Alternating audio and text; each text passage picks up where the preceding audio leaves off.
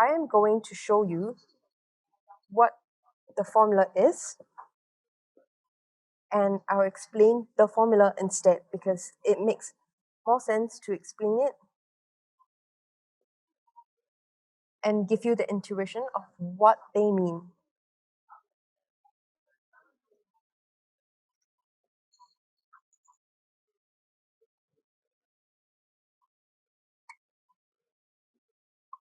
Okay, so this is the fee, and Q is the quantity, R is ROWAN tokens, L is Lisa tokens. So we're exchanging and then we're paying the ROWAN tokens. So we're basically changing ROWAN tokens to Lisa tokens, and this is a fee formula.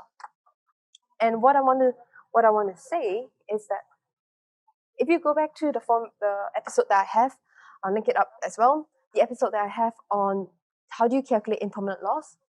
This is your Uniswap model. So this is your no internal fee. So this is your no internal fee model, in which it's basically the Uniswap model. So this Uniswap model is your no internal fee, and you're basically calculating the difference. So small q is the change in tokens that you receive, and you're basically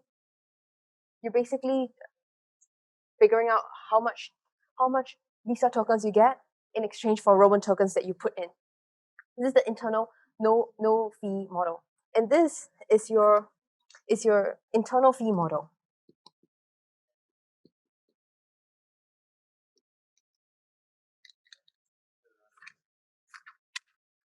And the key difference over here is this thing, right? If we have if they're equal, so if we make this equal, then we will just go to a full no internal fee model. And we also add some parameter over here so that you can have more form of customization, more variables to play around with to affect the fees payable. And you can, so this variable over here, we can have it in 3 different scenarios as well. Equals 0, equals 1, more than 1.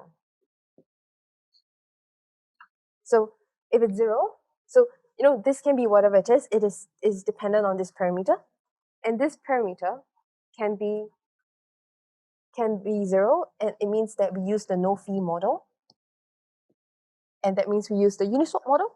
If it equals to 1, that is we use the yes internal fee model,